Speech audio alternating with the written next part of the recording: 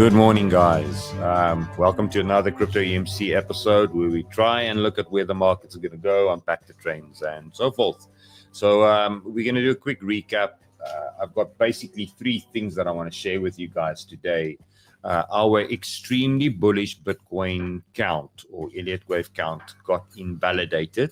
So we need to update Bitcoin targets, where we think a bounce can go, what could happen with alts, and is this necessarily a bad thing for alts, and so forth. And then obviously the worst case scenario, what could happen in the other direction. And then I want to talk to you guys about Ethereum, because Ethereum had a 5% move yesterday. Is this then the beginnings of a bottom forming, or is this just the nature of an altcoin? You know, the bumps are immense, so the pullbacks will be profitable as well to that point. And then I want to talk to you guys about general altcoin updates. You know, I want to look at the Solana analysis that we have. I want to look at Cardano and maybe some, not necessarily Link. Link is a sell coin for me. But there's a list of coins I want to go through. I want to have a look at Hyperliquid again, ENA, AERO, and so forth. And if there's time at the end of the stream, Nikki, Renee, Stanku, and Mr. Hi Joshua, if there's anything, drop me a comment on a coin, and I might do, just like the 2 days ago, I might do some requests. Okay, so let's get into the stream. You know what to do: hit the like, hit the subscribe, share the video with a friend, and let's get serious about Bitcoin real quick. Okay, I've got Bitcoin on the screen here, and the analysis works as follows. I'm just going to jump to a different chart real quick, but it's still a BTC chart, and I just want to point a few things out for you guys. And as just to comment, no camera today. I don't feel camera friendly, so I'm just going to be talking. No video feed. Okay, so we've identified this months ago now, where I explained to you that Bitcoin is moving into the last death throes of the bull market, just like it did in 2021.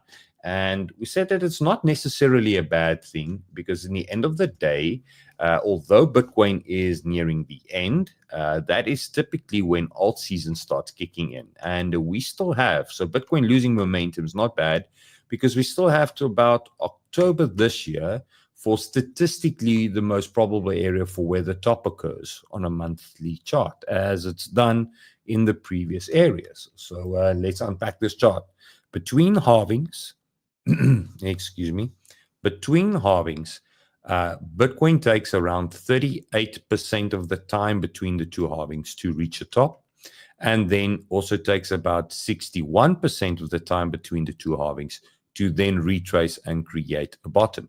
It's done this now in every halving scenario, between halving 1 and 2, halving 2 and 3, and then 3 and 4. And then, so the rule is that if that's the case, next halving is going to be in March 2028, which means that if we then apply this trend, statistically speaking, the trend's your friend until it bends. Bitcoin has got maybe 2 more months left, and then we're at 38% of the move, and then we're going to move into the bearish side of things, leaving us, taking us to 61%. Okay, so now you know how that works. We also looked at this, and I explained to you guys that if we look at the Wyckoff point and figure chart, it is a nice chart to tell us where the market's going to go to as a destination. So not a necessarily next move, but where the move will be at some stage. And so when we create these gaps in the charts, that is where price will go and retest for either higher highs and so forth. But in most cases, that is areas where liquidity is going to move towards. So you have a destination where you can plan trades towards. That's what this does. And looking at where we are now, we do have a destination still for 120. So it does mean that even though things might look very bearish for some or very bullish for others, in both bearish and bullish scenarios, because there's a destination living at around 120, there's a high possibility that that is going to be, that target's going to get filled. Okay, it's very seldom that we leave gaps unfilled. Just, the counter argument of that. Okay. We're leading into near the end of the week. Today's Thursday, and the hope was that we were going to bounce on this momentum. This is Bitcoin CME chart for a journey back to 120, but it seems like we're going to probably trend a little bit lower or build a base. Now, lower means we need to go lower and create, say, strong bullish divergence on the RSI, or build a base means we stay where we are right now and start chopping sideways. That creates a scenario where people lose interest. In both those cases, if either one of these happens, that could potentially then get us to our destination for Bitcoin. Okay, CMEs, they get formed over the weekend. So this being Thursday, if we can start building a base, say today and tomorrow, that could lead to a late weekend or maybe a Sunday, early Sunday morning pump, then we'll have an idea that there will be a secondary test and then a continuation to the upside. The same as then if we start selling off hard to the downside, then we will know by Monday where we can enter to continue on this trend. As a trend trader or trader, you don't want to try and stick to a narrative. You want to trade the trend, and you're not really concerned whether it's up or down because you can make money in both instances. This is, however, hard when it comes to the spot side of the market. And this brings us to our 4-hour Bitcoin chart and the Ethereum and the altcoins, because you can only make money when it goes up. Okay. Now, why do I think that Bitcoin is not going to go higher than 125? I've given you guys that target since forever. You know, when we were down here in the 90s, I even gave you guys that target when we were down in the 30,000s. Because statistically, that is going to be, was for me the most obvious target, because people will always try and sell you on higher scenarios. Now, I don't want to invalidate that that's not going to happen. As you know, we take things level by level, but statistically, that is the top. Hence the fact that on the weekly time frame, this is where the reminder comes back, we full circle, we have top signals and I'm in shorts. Now, the shorts I'm in is basically just hedges for the spot coins I own. No real big long-term money maker positions just yet, just to hedge, so that if the market's going to chop around this area and decides to turn around, I'm okay. I've locked in all my Bitcoin gains. That's all that the shorts are doing just now for me, especially on this time frame. Okay, taking this thing then to the daily time frame to try and see or reason where we're at. You can see that the market is moving in a three-way fashion at this stage. 1, 2, 3, and a potential upside to our $120,000 BTC, 1, 2, 3, would confirm that we're in an ABC correction, and would mean that there is going to be a later scenario where there will be a 1, 2, 3, 4, 5 wave down to try and cement in Bitcoin sitting at 110. This all means nothing, as it's a prediction, but the idea behind the prediction is to just kind of put your eyes into the right mindset of what you need to be looking out for. So if it's a 1, 2, 3, it's not necessarily then a bullish impulse. A good case in point of that would be the last consolidation. We could be in the throes of just this. We had a second higher high. Now we're selling off, and this is the beginnings of a 1, 2, 3, 4, 5, the 5-wave impulse. People were very bullish there. People were not so bullish there, and there people kind of gave up. And that's the one that then pays us handsomely. So we need to kind of say to ourselves, we don't know where it is just yet, because we've just turned around. We've just turned the corner. We could be at this high. We could be at this high. We could be at that high. I'm not trying to say that I know which version of it. There could be a fourth high for that matter. It's always going to be a repetitive thing, never a thing that you're going to know. It's going to rhyme. It's never going to repeat. Sorry, let's correct the grammar there. And that's it. So that makes it tough for us at this stage. Stanku, Sohail, Nikki, it makes it tough on you guys, because if you need to figure out what's going to happen next and you're looking for that 100% guarantee in a direction, Now is the worst time because there's no trend. We're range bound. Okay. And if you're range bound, it's going to make things a little bit harder on you trading as well. So we're going to look at that now. All right. Before we do that, just a kind reminder, get your Blofin account, guys. Support the content, back the channel that backs your trades. If you're opening your account with my Blofin link and trade on the exchange as opposed to somewhere else, it unlocks additional information in the Discord and puts you in contact with the trade community in the Discord as well. And further than that, it also gives you access to my buddy indicator. Now, this indicator is there to kind of help guide you to know what to look for, because otherwise you're going to always guess and wonder which side of the market you need to be on. Now, in this instance where we're at right now, what I'm going to do is just switch to the 4-hour time frame for the buddy. And I'm just going to make sure that all the trade strategies are shown. Information of what each one of these strategies mean is also available in the Discord. So once you have the indicator, you'll have all the education on how to use the indicator. So it's simple at this stage. So the buddy is telling you that at this stage, things were looking bearish. It gave you the SO3, which was between, let me just, and then do what? Stop at the red line, and that strategy got given to you right there. And it says TP1, TP2, TP3, all TPs are hit. Now it's saying to you, in anticipation for strong bullish divergence, this is the optimal area for the entry to potentially push price back into the imbalance TP1, TP2, TP3. So it helps guide you in that direction. Also, something to note that typically, if you want to be trading aggressively, you trade bullish setups when the candles are blue and bearish setups when the candles are orange. This means that although you can take the setup, it's a very high risk setup.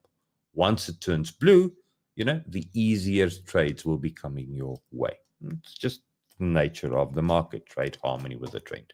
Okay, want that indicator, want the support that, and everything around that, all you need to do is just get your Blofin account. All right. Morning, Mr. Killian. Morning, Mr. Monkey. And let's quickly then finish up on Bitcoin spot. So in order for me to be exceptionally bullish, for the higher targets, the idea was that if we have this impulse, there's one rule that it cannot be crossed. 1 and 4, they cannot overlap, meaning 4 can't fall below 1. Once that happens, you're range bound. It means that there's still going to be upside, but now you're going to be dealing with chop. Instead of being a bull market, it's now showing us signs that it wants to turn into a kangaroo market. Bounce, bounce, bounce, bounce. Okay. And it's going to do that until the market turns tide. So that's the very bullish signal invalidated that I'm showing to us. So because it's lower than that, that is the problem that we have. Now, it doesn't mean that, like I said, it doesn't mean things are over. And if we do break this trend, so let me show you, retail will be looking and holding on to saying that we need to break this trend. Market's been selling off quite heavily. So if you do break that trend and do the following, create strong bullish divergence. Let me just make this a little bit bigger for you. Strong bullish divergence.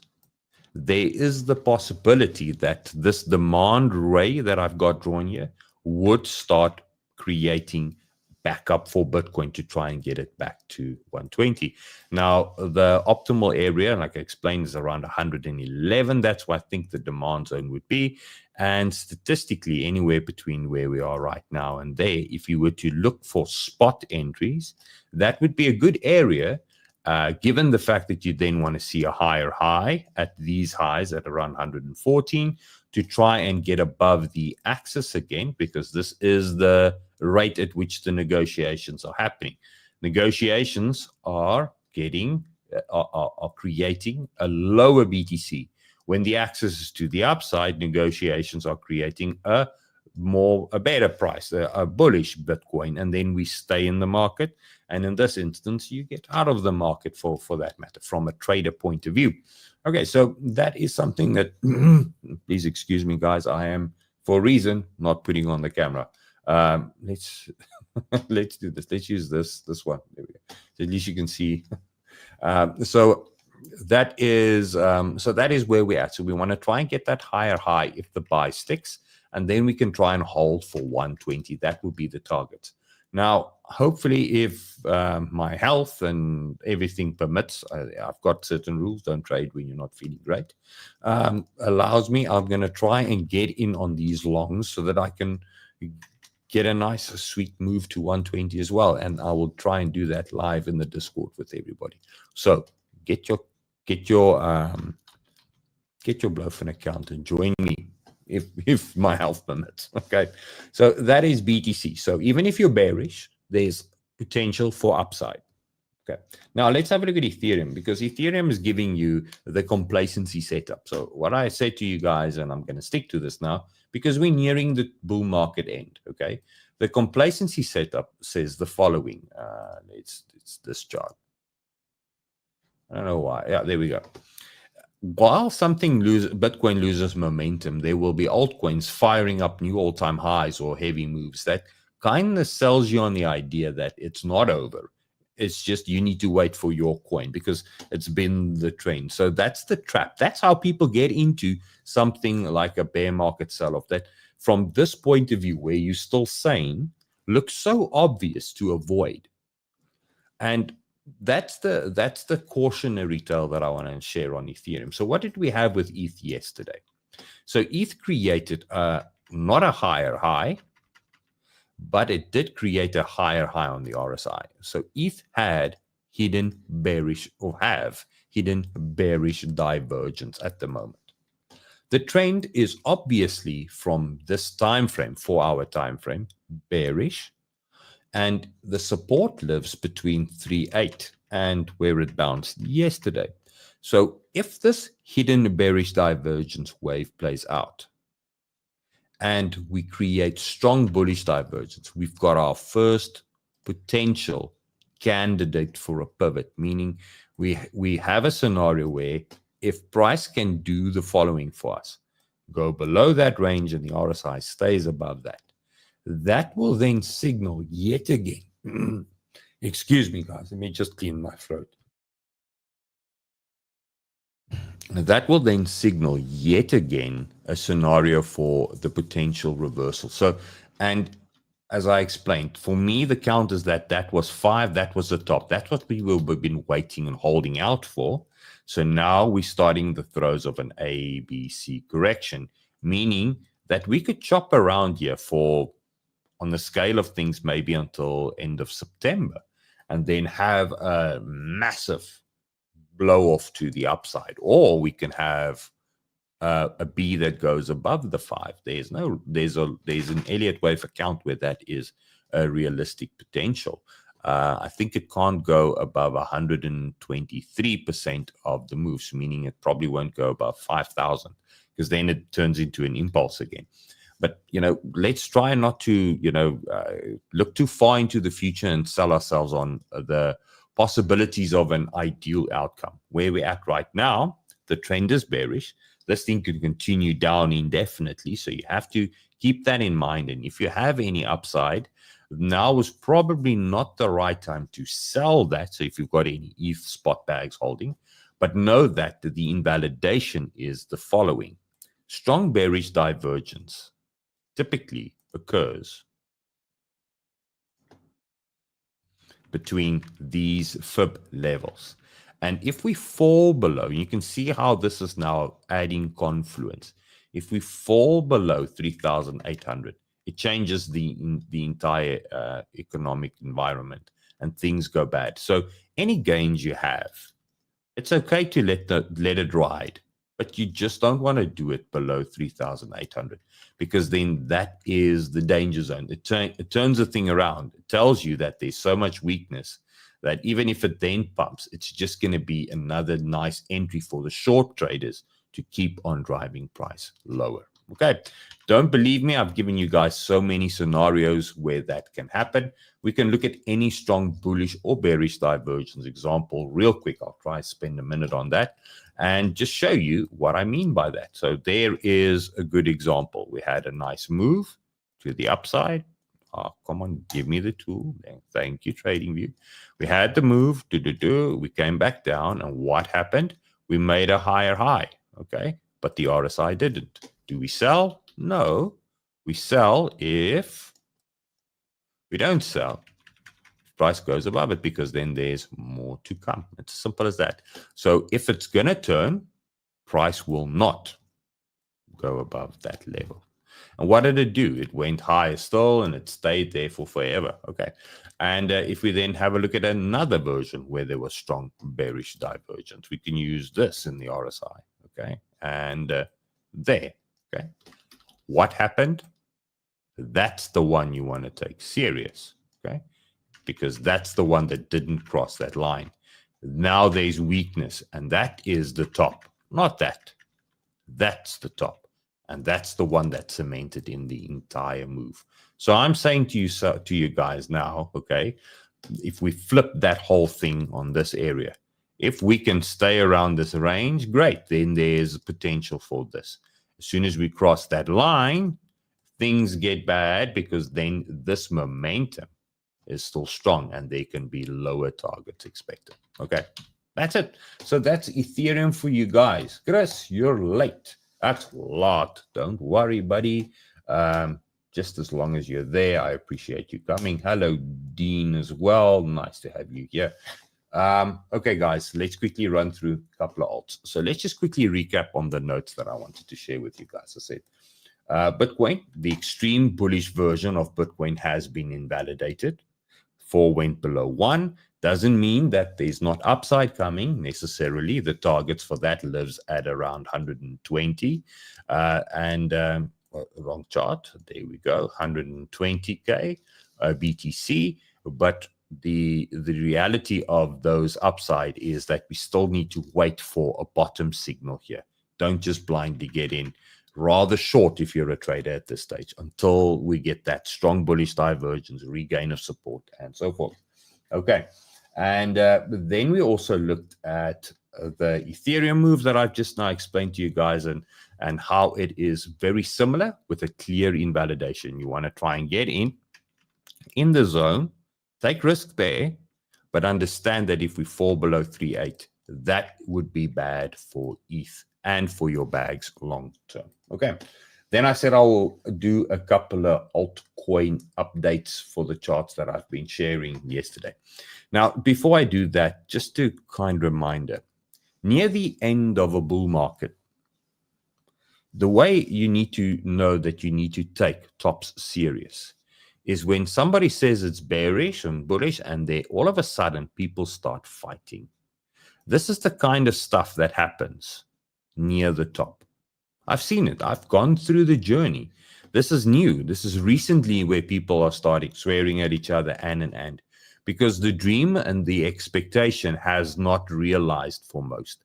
And the frustration now leads to keyboard warriors, guys moving out. So I can understand where they're coming from, and I feel for those guys because in the end of the day, this, it gets sold to you as easy because you zoom out, you look at a chart and it says, don't worry, you just need to buy and then let the thing run. So it looks so easy, but in retrospect, I think each one of you guys, give me a 777, you guys can agree, it's not as easy. That's the harsh reality of that.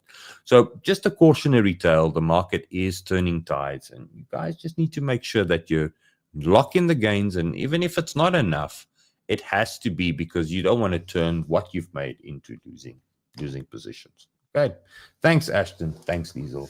For the rest of you guys, please, hey, I got you in the bottom. I got you. I'm trying to get you out of the top. At the end of the day, there's no guarantees, as you know. I can't give financial advice. I'm just trying to guide and share what I know to work. Simple as that. I was able to quit my architecture day job 17 years to do this full time because of the beauty of what the market can do for you. Okay. Now, third point, let's talk about the general Bitcoin, the general coins and where we're at.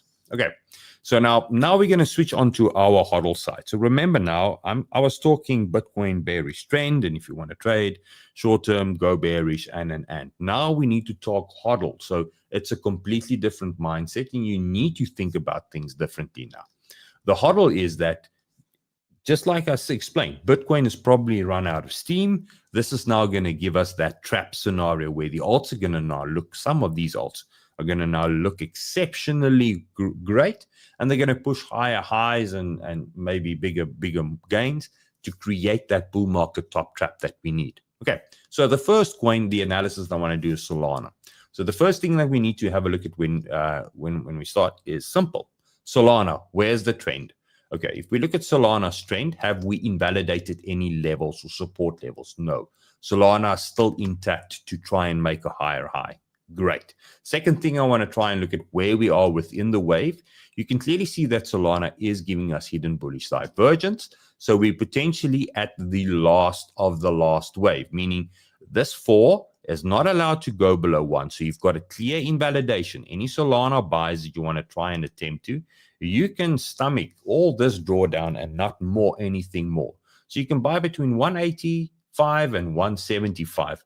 But as soon as we start going 170 and 165, that's ultimately very bad for Solana. Okay.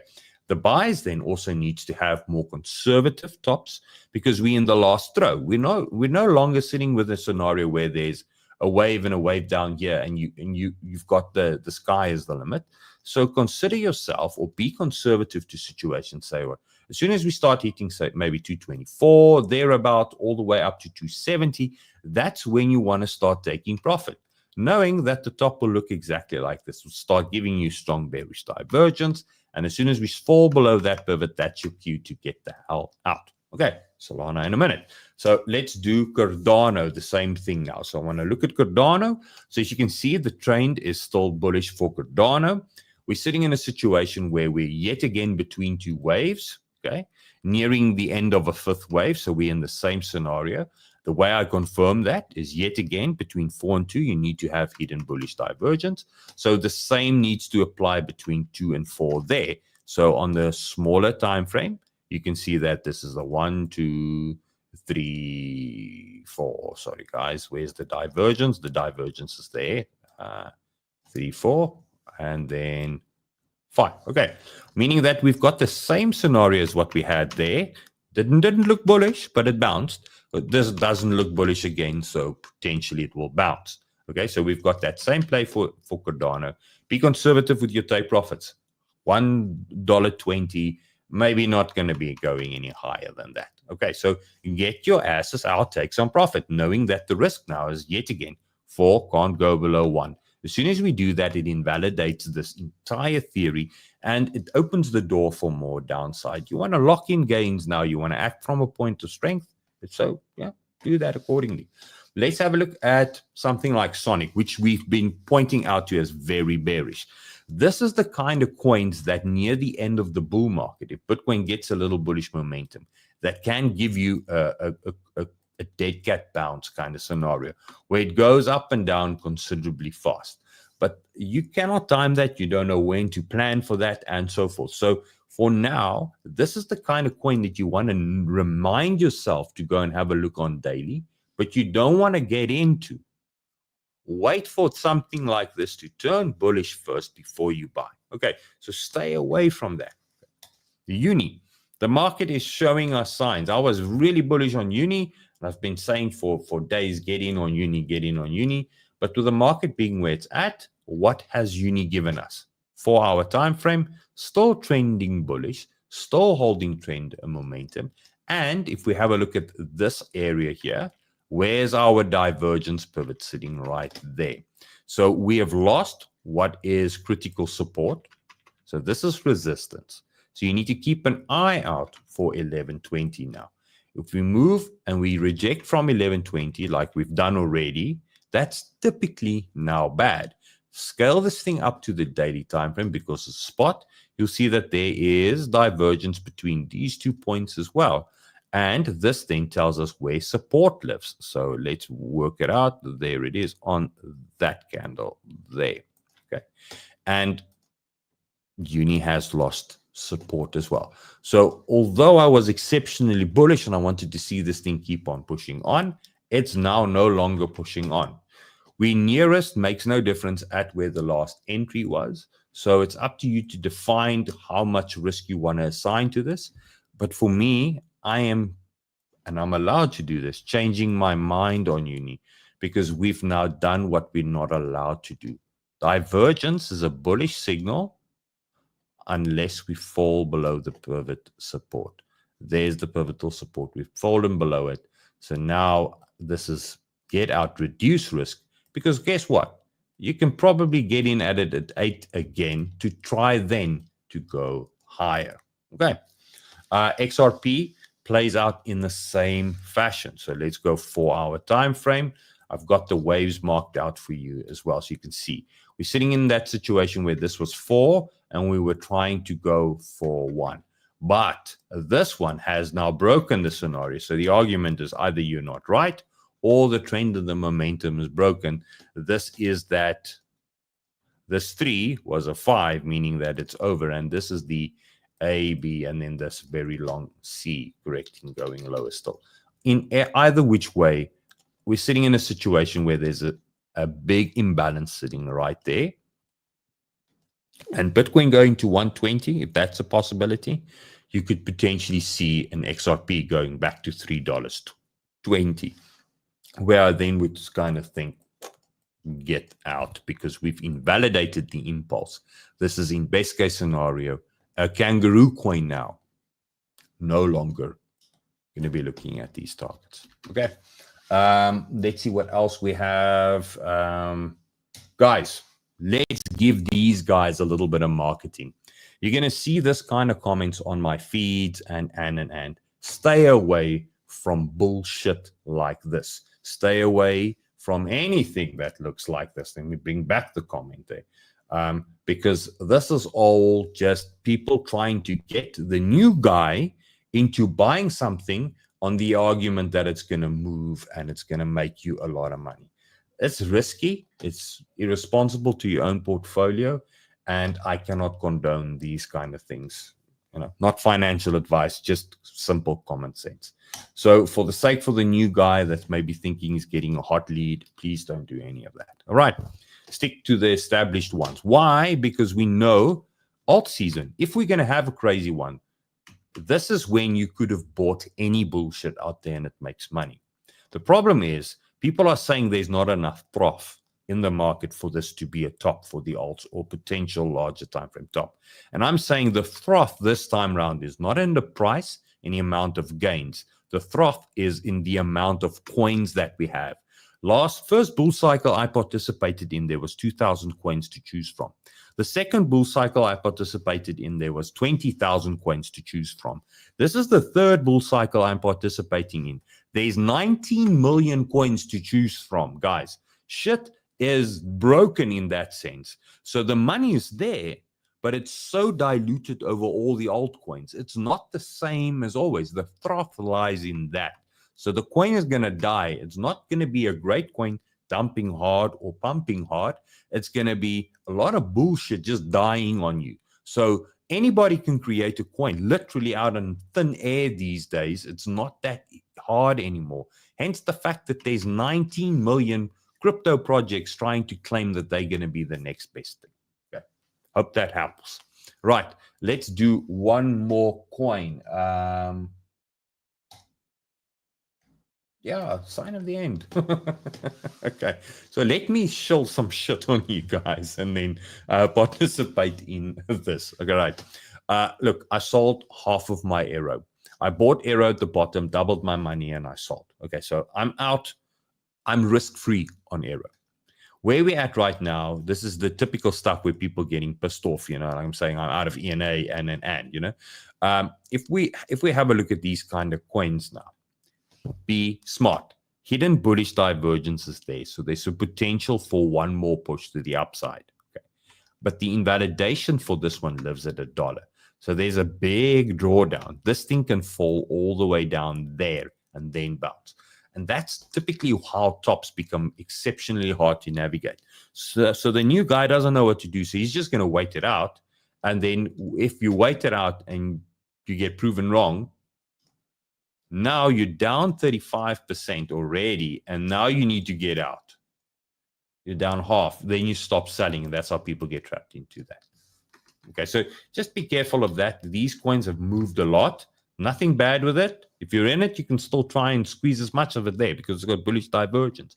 But if you're buying right now, your cost to invalidation is so expensive. Make sure that you have measures in place for just that. Okay. Another coin that we want to look at is ENA as well. It just missed my target. Okay. I also sold and said it's close enough. Nearest makes no difference. I tweeted it out for you guys, shared it in the Discord as well. We're below support. So you can use Pudgy Penguins or Hyperliquid as a good example. We've fallen below that pivotal line. Once you fall below that pivotal line, it's going to go down hard. Here we reclaimed it. We're testing it right now again. But as I say, I think the right buy for this is going to be sitting at $20. So just check that out for Hyperliquid. Optimum or OP, I was really optimistic that if the market moves, this is going to have its last little hurrah. And that's true. Say the alts and Bitcoin figures itself out, and in September we find a nice floor and we start moving again. OP could potentially go and test the 60 cents then, and then from that point onwards, try and drive itself into this imbalances that lives up there. But for now, it's not there. Celestia is the same kind of thing, as Sonic. We're creating a bottom, but we've been trending bearish for forever. Okay, so stay away from these kind of coins just yet. Don't try and time the ultimate bottom because you're going to burn your fingers most of the time. You might get lucky here and there. And then allow this thing to kind of figure itself out. Once it starts climbing up levels, yes, there's a lot of gains to be had. This thing can really give us a lot of gains. And in a short time, but for now, it's just not the right timing for that. Okay. SUI. Let's have a look at SUI real quick. Okay. So SUI, the same thing. I think it's just a little bit done for now. You can see that we are creating divergence, falling below the pivots. We're at support. So if you don't have any SUI, you're in a situation where the risk is cheap. But what happened here is the same as XRP. 4 was not allowed to go below 1, and it's now done this. So this is a range-bound coin more than anything else. So start ranging yourself out of this rather to free up cash for what Peter has been asking, NEWT. Okay, so what was the play for NEWT, guys? It's very simple. Just like all the others, when you have a coin, it will go to your mid-range of the launch candle wick, typically. Then it will go and test this support. So it stays above this range for more. The market has now screwed you. It's not ready for that. And the invalidation for this was very simple. You can buy anywhere above the blue line. If it goes below the blue line, 32, it's going to do what? It's going to do exactly the same that Sonic has been doing to people, Celestia has been doing to people. It's going to keep on dumping hard. So any of these highs is where you get the hell out. And say the market changes its mind and flips on you overnight. It will then come back and test this area, and then you can get back in. And then you write off a little bit of loss. Risk equals some loss. It's managing that risk. Do not turn that into indefinite loss. That's what we want to try and do. Because if you have $100, hypothetically, okay, and you sell now, you maybe how much drawdown on this one? Let's say 5. So now you've got $95. And if you then get proven wrong and it does turn bullish, you're buying $95 there, and you're still going to end up walking away with $180, $190. As opposed to do what? Let that 95 turn into 5. There is no game plan that makes that worth your while. And this is the last part that I want to talk to you guys about. And I don't want to single anybody out and say that anybody is to blame or wrong for thinking that way. But it's worthwhile to just remember this is the kind of thought and explanations and thinking that's going to be going through the market right now. So I'm just going to quickly scroll to the comment. And there we go. So basically, this was the note that I shared, and it's just a mindset thing.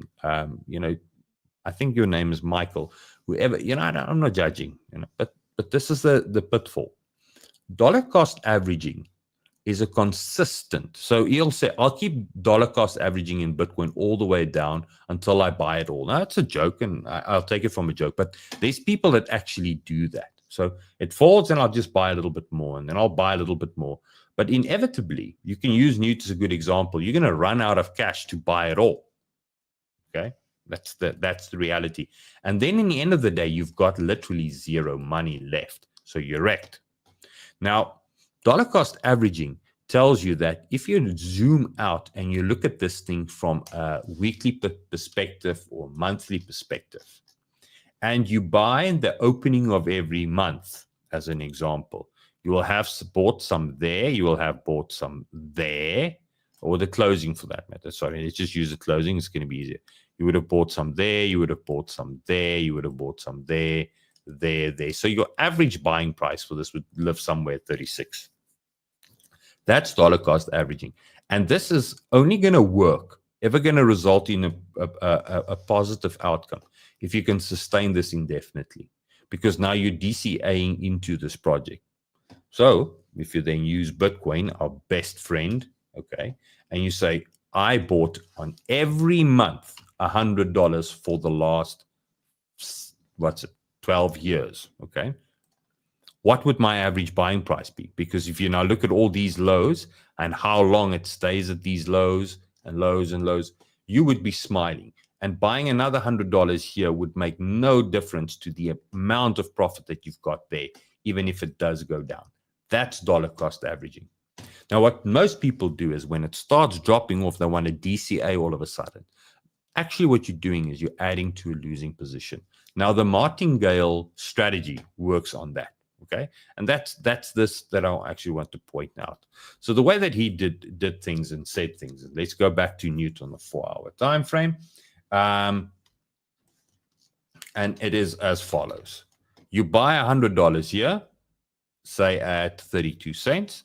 Now we're sitting at 28 cents. Now you're buying $200. You're buying $100 there. Now you're buying $200 there. So where's your average buying price? It sits right there at 30, 31 maybe. Okay. Let's use a clean chart. We can use a different coin. Let's use meme core. Okay. Cleaner chart. So you're buying here. Well, let's use something that's been retracing. Let's use Celestial. Okay.